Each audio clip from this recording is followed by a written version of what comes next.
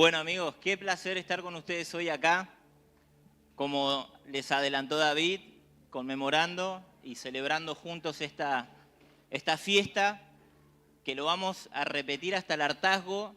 No es una fiesta, o esta fiesta forma parte de un conjunto de fiestas que para nada son fiestas judías. Como aprendimos, estas son fiestas ¿de quién? Del Señor. Muy bien, por lo tanto eso no nos deja afuera como personas que no pertenecemos estrictamente o genéticamente al pueblo judío, ¿verdad? ¿Por qué? Porque el Señor dijo que estas fiestas eran de Él. Por lo tanto, todo aquel que se acerca a nuestro Señor tiene la posibilidad y debe, de hecho, debe participar y celebrar estas santas convocaciones como así la llamó el Señor. Así que como para darle un poquito más de contexto a esto, vamos a ir a Levítico capítulo 23. Vamos a Levítico capítulo 23, verso 15. Ahí vamos a encontrar la reseña bíblica donde el Señor instituye esta fiesta o esta, como les dije recién, santa convocación. Esta formaba parte de una de las 3 fiestas anuales que implicaba una peregrinación, ¿sí? Que las personas que estaban alejadas de Jerusalén o alejadas del templo, 3 veces al año ellos subían al templo a celebrar, y esta era una de esas fiestas. Vamos a leer un poquito a ver cuál es el mandamiento, cuál es la orden que dejó el Señor de cómo esto debía ser celebrado. Arrancamos en el versículo 15. Dice así: y contaréis desde el día que sigue al día de reposo, desde el día en que ofrecisteis la gavilla de la ofrenda mecida, 7 semanas cumplidas serán. Si ahí en el versículo 15 más o menos no sabes de lo que está hablando de la fiesta anterior. Recuerdan que hace un tiempo atrás tuvimos otra fiesta. ¿Cuántas semanas? ¿Cuánto da eso? 7 por 7. Hasta el día siguiente del 7º día de reposo contaréis, ¿cuántos días? 50. ¿Vieron que tenía razón? Muy bien, tenías razón, ¿viste? Entonces ofreceréis el nuevo grano a Yahweh. De vuestras habitaciones traeréis 2 panes para ofrenda mecida, que serán de 2 décimas de efa de flor de harina, cocidos con levadura, como primicias para Yahweh. Hasta ahí el mandamiento de qué era lo que había que hacer 50 días después de la fiesta que se había celebrado anteriormente. Era la fiesta de primicias, pero esta viene a ser una especie de segunda primicia. ¿Sí? Para los que, como les dije, no lo entienden demasiado, van a ir al banner y ahí lo van a entender mejor. ¿Por qué segunda primicia? Porque en la tierra de Israel, distinto tal vez de lo que sucede de este hemisferio de la tierra, ellos están en las fiestas de ¿qué? Cuando celebran Pesaj, cuando celebran panes sin levadura, ¿son las fiestas de qué? A ver si alguno se acuerda. Del otoño, invierno, verano, primavera. ¿De qué? De la primavera, muy bien. Si para ellos es primavera, ¿para nosotros qué es? Otoño, muy bien. ¿Cómo saben? Esta viene a ser la tercera fiesta de las fiestas de primavera. En realidad esta ya cae un poco más afuera. Hoy estuvimos viendo eso con Dani en casa. Pero durante la fiesta de Pesaj y las primeras primicias, en ese momento del año, en Israel se cosechaba la cebada. La cebada era el primer fruto que daba la tierra. Hablamos de eso hace unas semanas atrás, y de cómo la ofrenda de esa primera fiesta representaba la resurrección de ¿quién? ¿Quién resucitó, familia? Yeshua, muy bien, por favor, no me dejen solo. Esa primera cosecha de la cebada representaba al maestro resucitado. Pero dice que hay un momento en el año 50 días después que hay otra cosecha, que hay otro producto de la tierra. Recuerden que el pueblo de Israel era un pueblo agrícola. Por lo tanto, la manera en la que el Señor se comunicaba con el pueblo y les hacía entender sus planes era a través de lo que ellos conocían, que era el trabajo de la tierra. Entonces, 50 días después vendría la cosecha del trigo. Esta fiesta que nosotros estamos conmemorando hoy era la fiesta que marcaba el tiempo de la cosecha del trigo. Por eso tenemos acá, muy hermosamente, como el equipo de mujeres ha preparado esta mesa, con las espigas de trigo y con los panes que decía que había que presentar. Cada persona o cada familia debía hacer la presentación de su ofrenda, que eran estos 2 panes, en símbolo de haber cosechado los primeros granos y con eso se producía esta ofrenda. Después el sacerdocio tenía otra ofrenda que tenía que ver con el sacrificio de 7 carneros, si mal no recuerdo, y algunas otras cosas más, pero eso no lo involucraba exactamente al pueblo. Eso le correspondía al sacerdocio. Así que para tener una breve idea de qué se trataba en el antiguo Israel esta fiesta, se trataba de esto. Era una época que el pueblo ascendía a celebrar y a compartir y a conmemorar lo que ellos recibieron a la salida de Egipto, nada más y nada menos como ¿qué? ¿Qué fue lo que ellos recibieron en el monte Sinaí luego de haber salido de Egipto? Las tablas de la ley, la Torá de nuestro Señor, de nuestro Dios. Esta fiesta les hacía recordar y conmemorar el momento en el que ellos habían recibido la ley. Es una fiesta que ellos, si bien la conmemoraron, no pudieron celebrarla sino hasta 40 años después en el desierto, porque claro, en el desierto ellos no pudieron sembrar sino hasta que llegaron a la tierra prometida.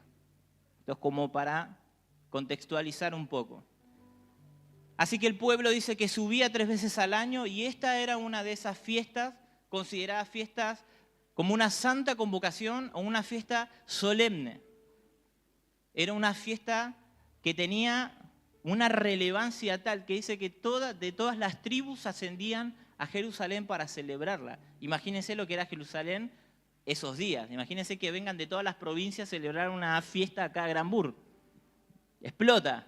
Se imaginan que colapsaría, ¿verdad?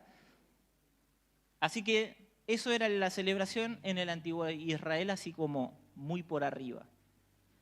Ahora vamos a tratar de entender qué tiene que ver con nosotros hoy, o cómo eso haya su paralelismo, su plantilla, en lo que muchos conocen como el Nuevo Testamento, el Nuevo Pacto, el Pacto Renovado. Así que ahí donde estás, busca en tu Biblia Hechos capítulo 2.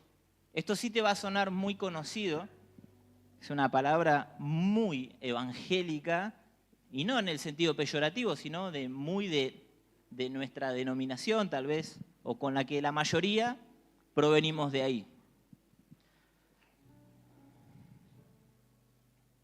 ¿Lo tenés? Hechos capítulo 2. ¿Me siguen bien hasta ahí? Si hablo muy rápido, me dicen. Gracias ahí, hermano. Dice así, cuando llegó el día de ¿qué? De Pentecostés. ¿Le suena conocido? Sí, ¿verdad? Estaban todos unánimes juntos. Y vamos a parar un cachito ahí.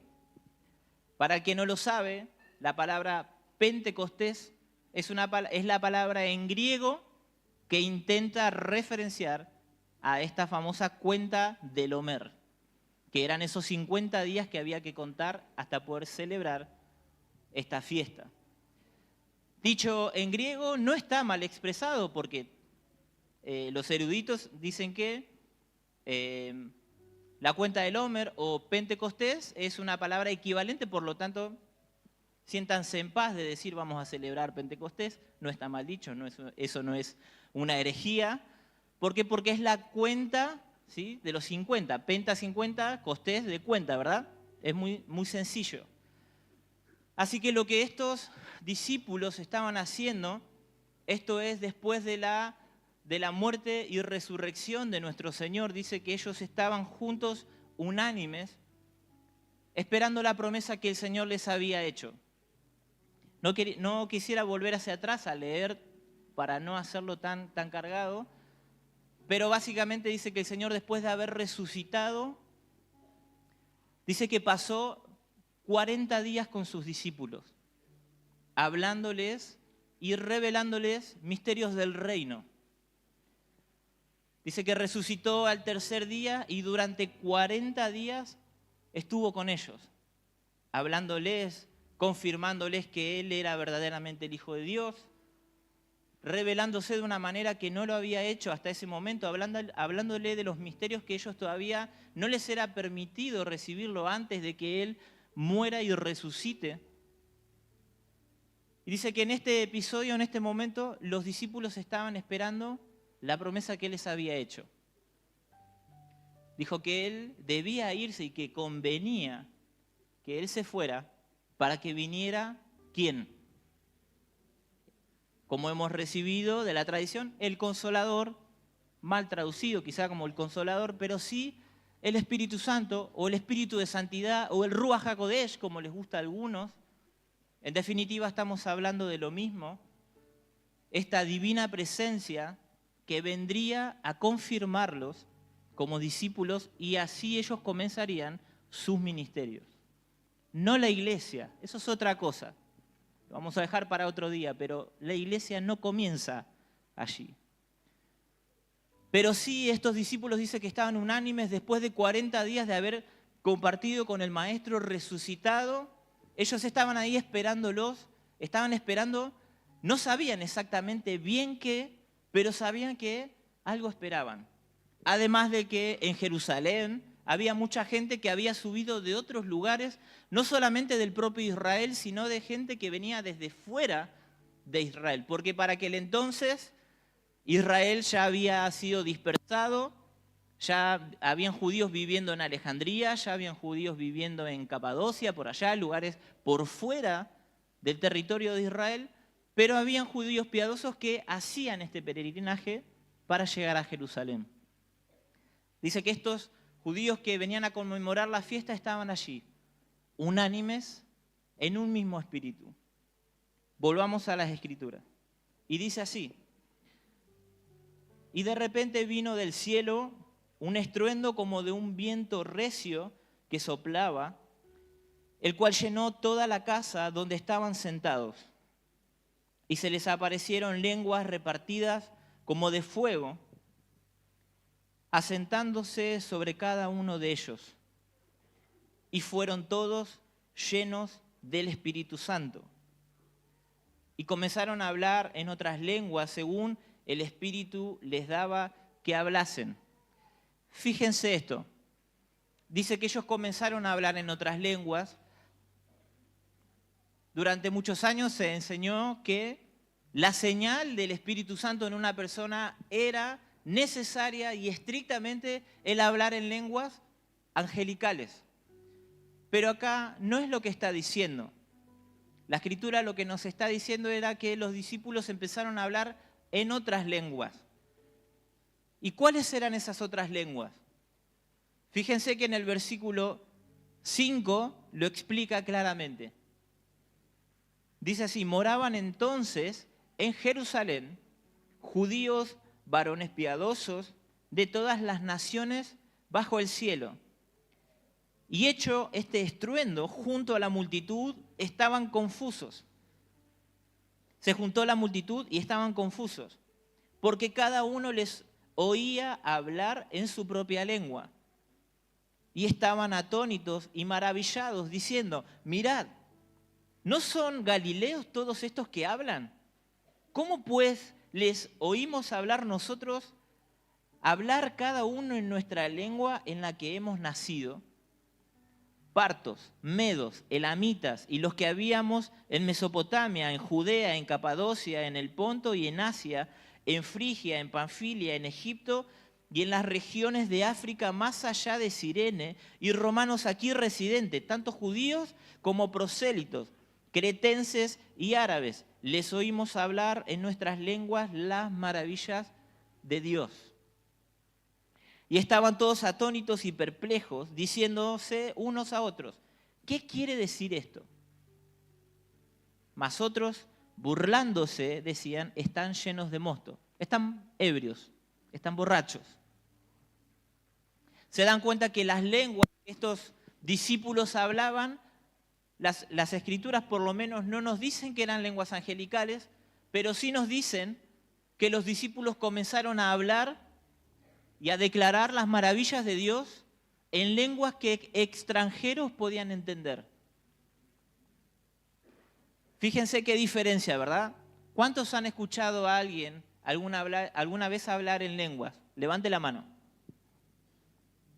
Creo que todos alguna vez escuchamos a alguien. No que seamos nosotros, pero sí hemos escuchado a alguien. Eso es una manifestación de su espíritu. Y es un don. Y es algo bueno. Pero no es lo que está diciendo Hechos capítulo 2 acá, que era lo que debía suceder. Sino que las personas hablaban las lenguas que otros podían entender. Cuando una persona está hablando como ordena Pablo, dice que cuando alguien habla en lenguas angelicales, que haya alguien que tenga el don de interpretar. Porque dice que cuando uno habla en lenguas, ¿qué se edifica? El espíritu. Pero si no hay alguien que interprete, el resto de personas no entiende, por lo tanto, no es edificado el espíritu más que solamente el de esa persona que está hablando. ¿Se entiende? Eso concerniente al don de lenguas.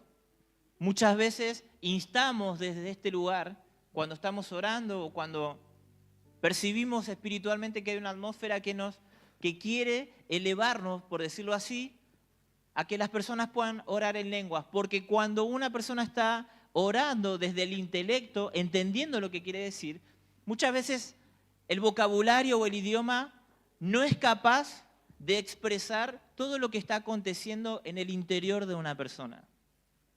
O lo que el Espíritu Santo está queriendo comunicar.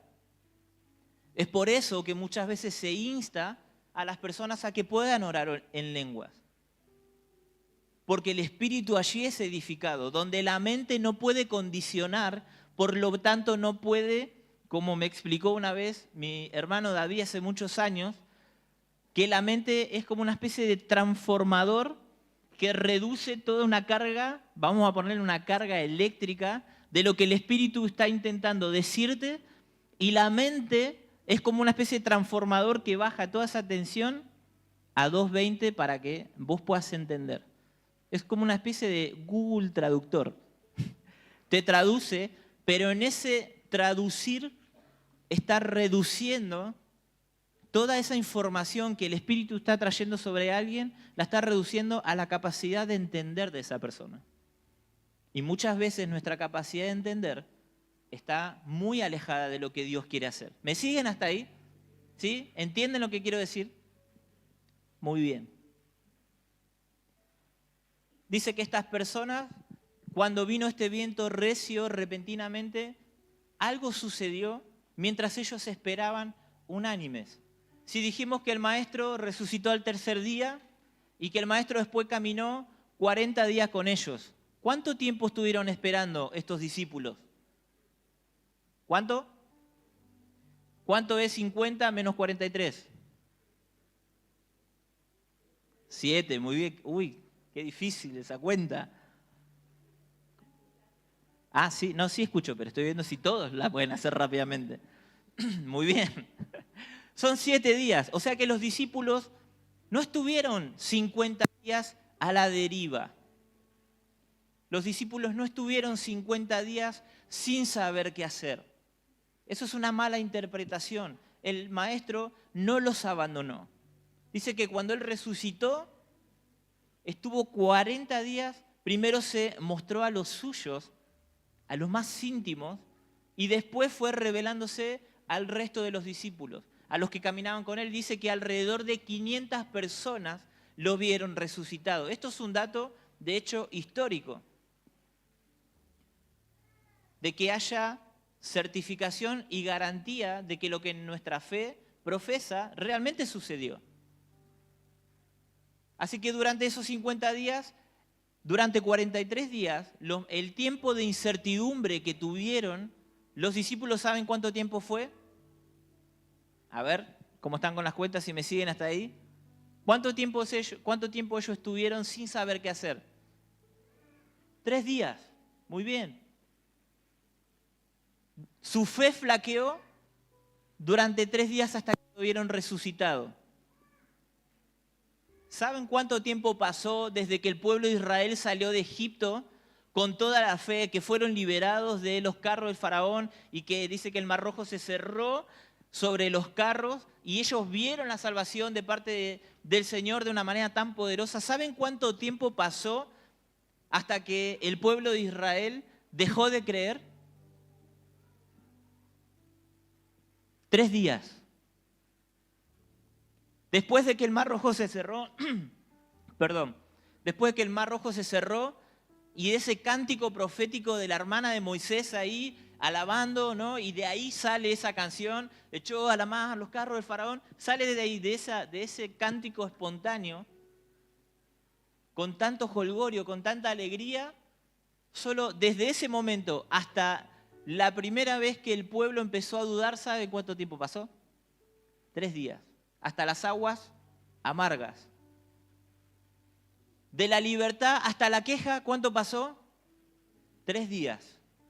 Y nosotros venimos entendiendo las celebraciones, ¿no? Pesaj para nosotros siempre es una fecha trascendental. Como decimos, hay gente que lo espera de una manera muy intensa, ansiosa porque ese día llegue. ¿Por qué? Porque llega el día de recordar y conmemorar tu libertad, entendiendo que espiritualmente sucede algo que algunas personas las vuelve a reacomodar, las vuelve a recalibrar, pero muchas veces vemos que toda esa alegría de haber llegado a esa fiesta se desvanece tan rápido como llega la primera adversidad, como le pasó al pueblo de Israel. ¿A los cuántos días? A los 3 días.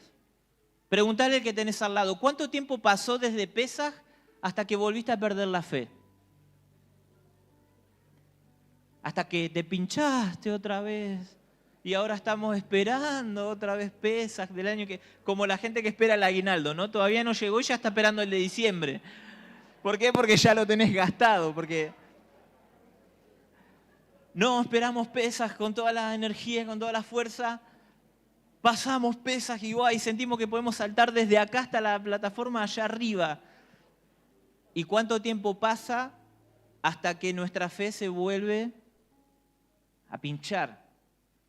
Después de haber visto cómo el Señor cerró el Mar Rojo encima, sin contar las plagas, todo lo que el Señor ya había hecho. Después de ver cómo el Señor hizo perecer todo ese ejército que los perseguía, solo bastaron 3 días hasta que el pueblo volvió a desconfiar, volvió a temer, se volvió a quejar. Así que ahora no le preguntes al de al lado, porque probablemente no te lo dijo, pero pensá un cachito así, ¿cuánto tiempo pasó después de Pesaj? Recordá un poquito, recordá ese día que celebramos acá, que fue maravilloso, que el Señor estuvo y te fuiste bendecido, hermano, en victoria. ¿Cuánto te duró la victoria? Pensá un cachito, haz este ejercicio conmigo, porque es importante. Eso habla de la poca madurez y de la inconstancia del corazón de los hombres, nuestros corazones. Algo parecido le pasó a los discípulos desde el momento en que el Maestro murió, que no sabían qué era lo que iba a suceder. Pero en este caso, al 3er día, de repente su fe se vio más fuerte que nunca, porque el Maestro empezó a darse y a revelarse otra vez a los más íntimos, otra vez a los primeros, a ese círculo cerrado, o no cerrado tal vez, como es la mejor palabra tal vez sea ese círculo íntimo que todos tenemos. ¿Cuántos tienen amigos íntimos que hablan con ellos lo que no hablan con nadie y que te conoce como no te conoce ningún otro? Hablando de amigos, ¿sí? Después tenemos los matrimonios, que es un grado más todavía, ¿no?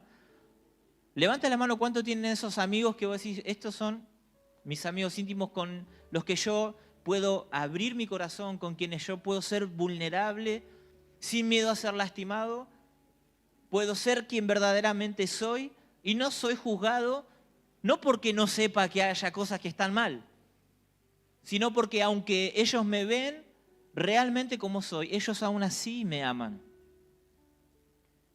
Esos amigos son los que verdaderamente valen la pena. El resto, tenemos muchos, ¿no? Yo tengo un hermano acá, se llama Daniel Velázquez, que tiene 1 millón de amigos.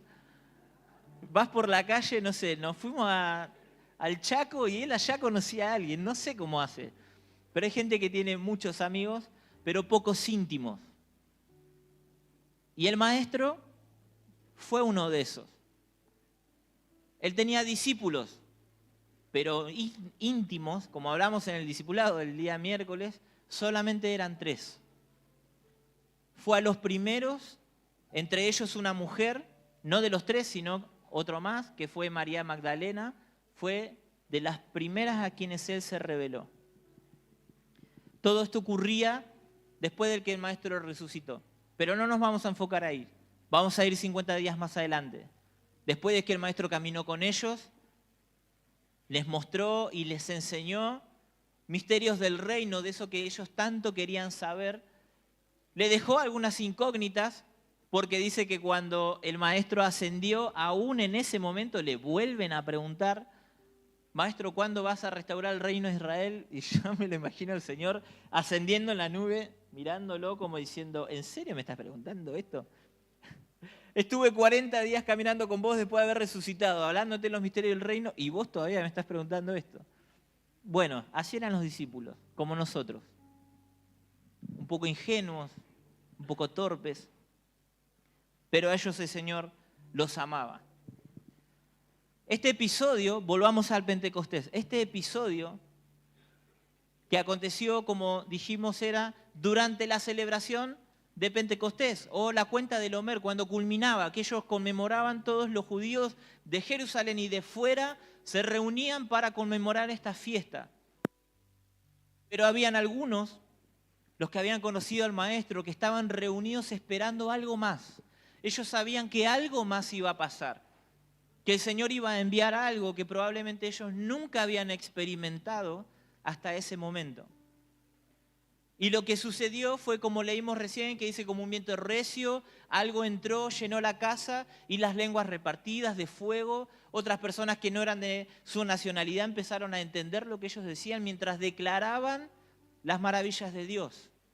Eso fue, de manera muy simplista, lo que sucedió. Y esto es lo que nosotros estamos conmemorando y de alguna manera celebrando hoy. El antiguo Israel celebró recibir la ley de parte de nuestro Dios, y la iglesia del primer siglo celebraba el recibir el Espíritu Santo, aquel que te capacita para poder caminar sobre los preceptos y los mandamientos de nuestro Señor. Ese que escribiría la ley en nuestro corazón, ya no, como dicen, tablas de piedra, sino que este Espíritu Santo lo que iba a hacer era trasladar esa roca a nuestro corazón de carne.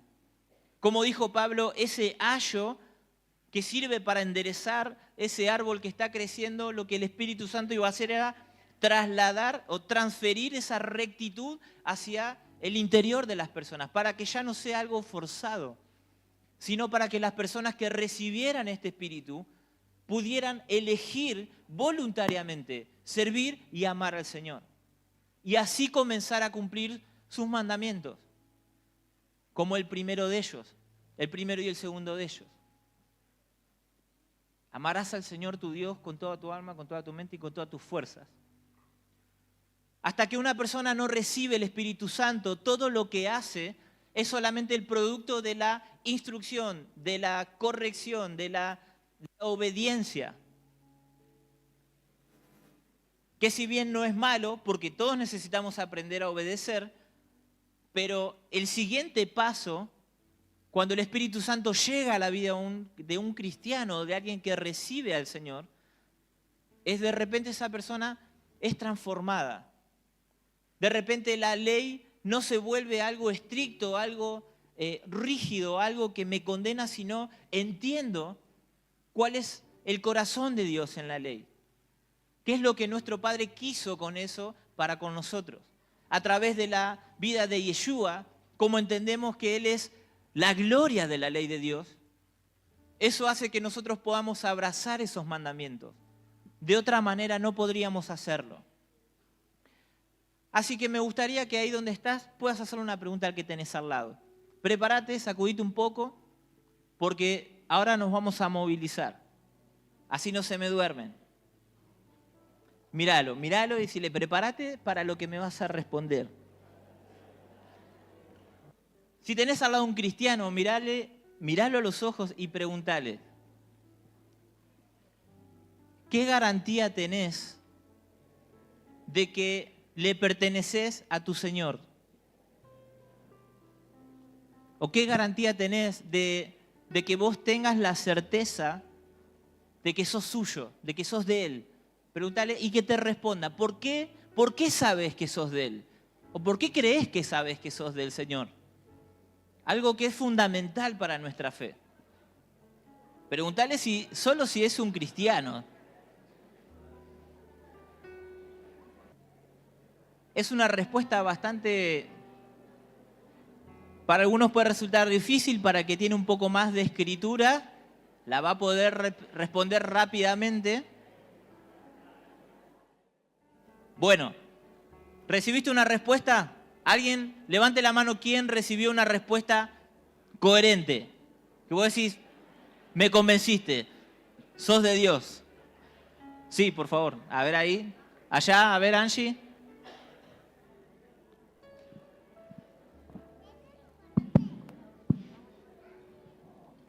Hola. ¿A quién le preguntaste? Le pregunté a acá Mari La Cuba y me dijo que son las arras del espíritu. Muy bien, por favor, un aplauso para nuestra hermana La Cuba, que no esperaba menos.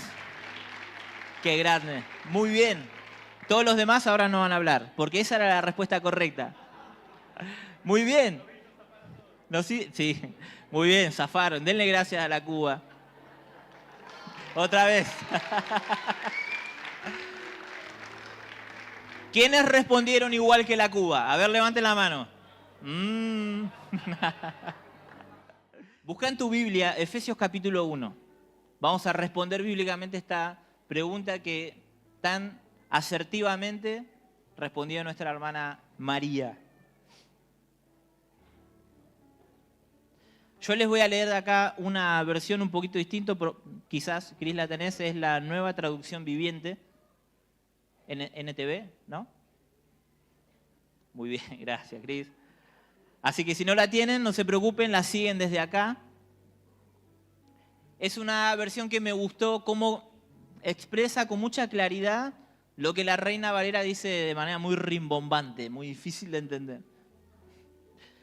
Efesios capítulo 1, verso 12. Dice así: el propósito de Dios fue que nosotros, los judíos, que fuimos los primeros en confiar en Cristo, diéramos gloria y alabanza a Dios. Y ahora ustedes, los gentiles, también han oído la verdad.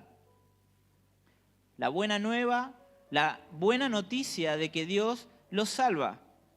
Además, cuando creyeron en Cristo, Dios los identificó como suyos al darles el Espíritu Santo, el cual había prometido tiempo atrás.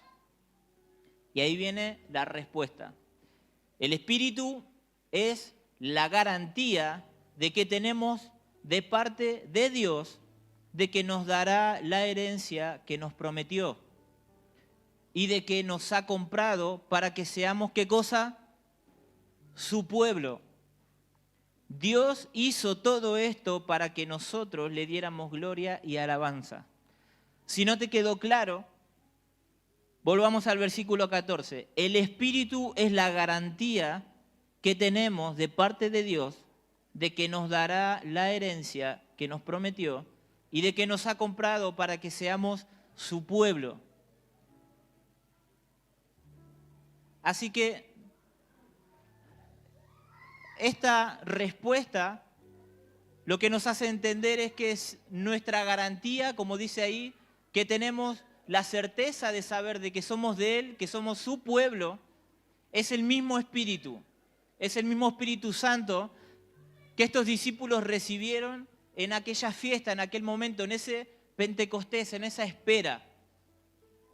Así que si el que te respondió, el que tenés al lado, algo medio cercano, decirle, bueno, está bien, y por ahí iba la cuestión.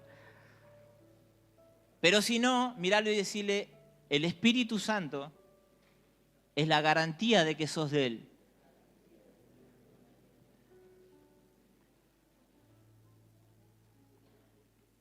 Como leímos al principio, en Hechos capítulo 2,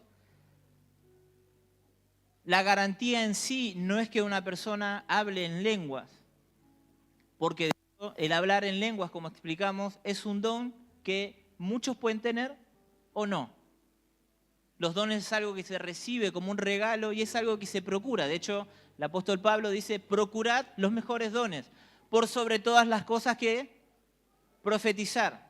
Entonces el hablar en lengua es algo que puede ser impartido, que puede ser recibido, pero no es una garantía de que el Espíritu Santo está en vos. Y si el Espíritu Santo no está en nosotros, no tenemos garantía de que somos su pueblo. Y hasta acá, y hasta este momento quería llegar. Quiero felicitarte por venir temprano, ¿sí? A los que vinieron temprano, que hicimos este cambio de último momento, a los que no, y se acoplaron un poquito después, llegaron igual a tiempo. A mí me gustaría que puedas contarle al de al lado qué significa para vos haber recibido el Espíritu Santo. Porque como les dije recién, si tenés sentado un cristiano al lado, esta persona va a saber de lo que estamos hablando y te va a decir, yo recibí el Espíritu Santo, el Ruach HaKodesh, la divina presencia, el Espíritu de santidad, la marca, el sello de nuestro Señor, de tal manera. Hay personas que, como yo y muchos más, recordamos este momento de nuestra vida y lo atesoramos como el día en que nuestra vida literalmente dio un vuelco. Nuestra vida realmente cambió. Pero aunque no lo creas, hay muchas personas entre nosotros que hace mucho tiempo caminan o caminamos juntos y que no han recibido esto. Pues decís, Nes, pero yo los he visto conmovidos, los he visto, el Señor incluso los ha sanado, ha hecho cosas con Él, con su familia. Pero las Escrituras nos está diciendo que hasta que el Espíritu no te marca, hasta que no tenés un encuentro con Él, no tenés certeza de que sos de Él. Muchas personas se acostumbran a acercarse a comunidades o caminan junto con nosotros porque ven un lugar que les agradó, porque ven que se enseña una doctrina que, bueno, sí, tiene un poco que ver con lo que yo ya creo previamente, entonces, bueno, sí, creo que este es un lugar en el que me voy a congregar.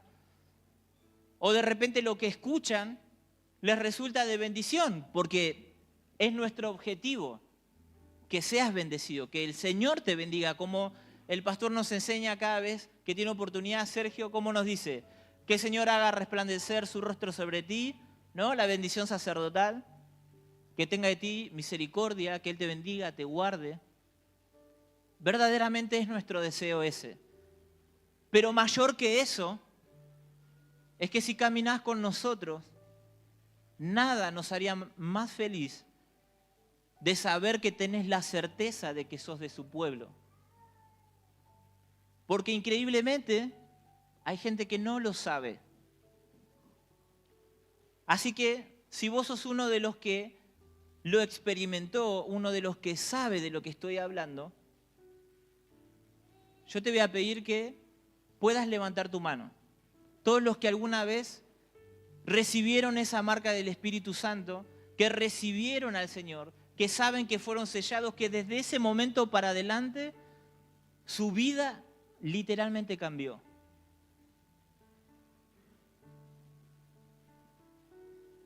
De hecho, hemos tenido personas que han sido obreros caminando con nosotros que no han experimentado esto. Algo que es, hablábamos con David ayer, es algo que es, no solo es importante, es vital. Me gustaría contarles algo que una chica de esta casa me comentó hace unos días atrás y que motivó de alguna manera esta búsqueda de qué era lo que el Señor quisiera hoy ministrarnos. Estuvo una chica en casa mientras estábamos ahí charlando y Dani le dice, bueno, contale a Nes qué fue lo que te pasó en la reunión.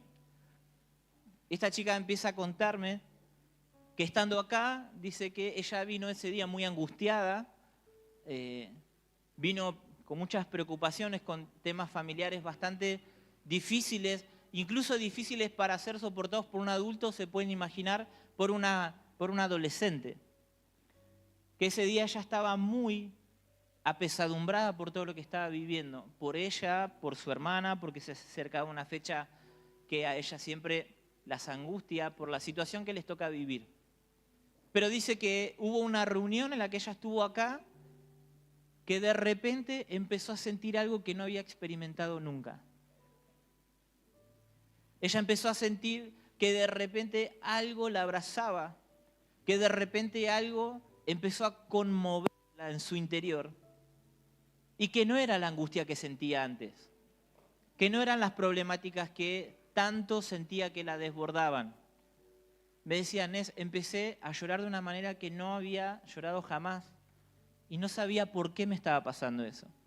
Y de repente la persona que la acompaña, que está muy pendiente de ella, que sabía que ella estaba mal, siempre estaba ahí un poco cerca y cuando finalizó el momento de oración, de honra, se acercó y al verla llorando, lo primero que pensó es, bueno, sí, sigue angustiada por lo que le pasa, sigue angustiada por las problemáticas que tiene. Y esta chica le dijo, no es eso. Y le empezó a contar lo que le había pasado. Entonces, mientras ella me contaba, junto con Dani la escuchábamos y fuimos conmovidos de tal forma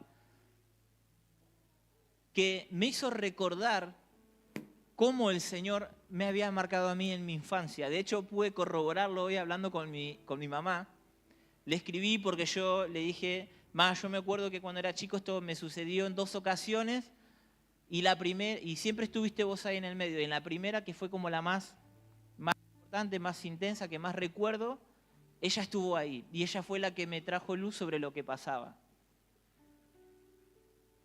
Y me hizo volver en el tiempo y recordar esto. Y fue algo tan impactante recordar ese día en el que el Señor se hizo real para mí.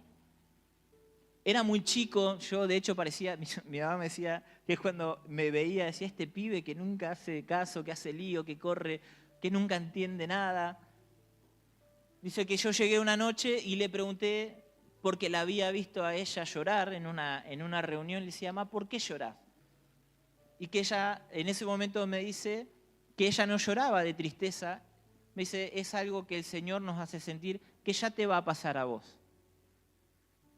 Y que dice que esa misma noche, cuando nos fuimos a dormir con mis hermanas, ella siempre nos hacía orar antes de dormir y que mis hermanas se fueron a acostar y que yo me quedé ahí arrodillado y que empecé a llorar, a llorar, a llorar, a llorar y eso obviamente le llamó mucho la atención. Y yo recuerdo que yo lo que sentía era algo que no podía explicar, de hecho no podía hablar, temblaba como una hoja. Y que cuando ella se acerca, obviamente como toda madre, preocupada, hijo, ¿qué te pasó? ¿Estás bien? ¿Alguien te hizo algo? Y mi respuesta era simplemente, no, ma, estoy bien, pero no podía expresar lo que yo en ese momento estaba sintiendo. Ella muy sabia, cuando se da cuenta dice, a vos lo que te está pasando es esto, y ella comenzó a orar por mí, a bendecirme y a traerme luz sobre lo que el Señor estaba haciendo. Y cuando estas chicas me contaban lo que había pasado, yo le decía a Dani, le pasó, el Señor la marcó. El Señor estuvo ahí y tuvo un encuentro con Él. Y fue tal mi conmoción que, le decía a Dani, hacía tanto que no escuchaba a alguien que pudiera decirme, ¿sabes qué me pasó esto? Y de hecho su relato era, de repente, después que eso pasó, pareciera que todas las problemáticas que tenía se desvanecieron, tenía ganas de servir, tenía ganas de estudiar, tenía ganas de ir a abrazar a alguien, de saltar con los chicos cuando yo era algo, eso no era algo que yo hacía, Tenía ganas de terminar la reunión, quería juntar la silla, quería ayudarnos a desarmar. Una locura, ¿se imaginan eso de un joven, no? Pero algo en ella había cambiado. Y eso es lo que pasa cuando el Espíritu Santo marca a alguien. Cuando ese momento llega a tu vida, de repente tu vida es transformada. De repente el Dios del que tanto te hablan, del que tanto te insistieron, del que tanto de chico tal vez tu mamá intentó inculcarte en venir todos los fines de semana a la iglesia y uno no quiere y se quiere quedar en la casa viendo la tele, jugando, de repente todo eso se vuelve real. Me resulta difícil poder poner en palabras lo que uno experimenta cuando el Señor te marca, cuando el Señor te hace suyo. Porque aunque hemos recibido visitaciones de Él, aunque hemos recibido ministraciones muy intensas por parte del Señor, todo el que experimentó eso sabe que eso es diferente. Sabe que eso que vivió una vez no lo volviste a sentir probablemente jamás. Todo el que alguna vez fue sellado por su Espíritu añora volver a tener esas experiencias con Él. Porque hay muchas personas acá que lo han recibido y nunca más volvieron a sentirlo. Hay muchas personas acá que recibieron esta marca de su Espíritu, pero hoy su corazón está tan frío, está tan lejos de Él, que ni siquiera puedes conmoverte recordando ese momento tan trascendental. Seguí ahí con tus ojos cerrados, no te distraigas. Existe una frase dentro de la tradición hebrea que intenta explicar lo que sucede cada vez que se oye una voz del cielo. Dice que la palabra profética escrita para estos hebreos, ellos creen que la palabra profética escrita se terminó con Malaquías. Y que cada vez que del cielo alguien recibía una palabra, ellos lo explican como un bat kol. Ese bat kol lo que intenta expresar es como esa voz del cielo, como si fuera un eco de lo que Dios alguna vez dijo. Déjame decirte que acá entre nosotros tenemos muchas personas que hasta el día de hoy solo subsisten y sobreviven por vivir escuchando el eco de lo que alguna vez el Señor dijo. Si fuiste sellado por su Espíritu, si fuiste marcado por Él, si tuviste este momento, ese antes y un después, ¿cuándo fue la última vez que escuchaste su voz?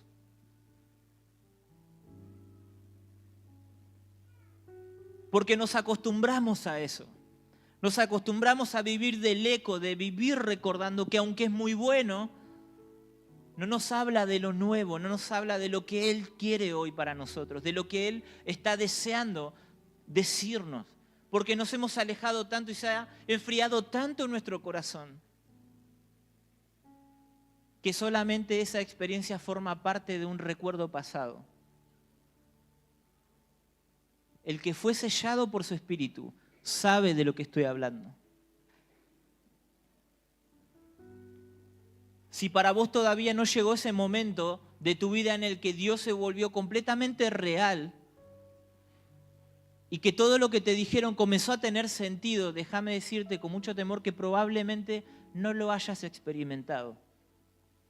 Hoy me gustaría que todo aquel que recibió al Espíritu, que recibió esa marca, en este día, en esta celebración tan especial, que conmemoramos justamente eso, que podamos orar por aquellos que nunca lo recibieron.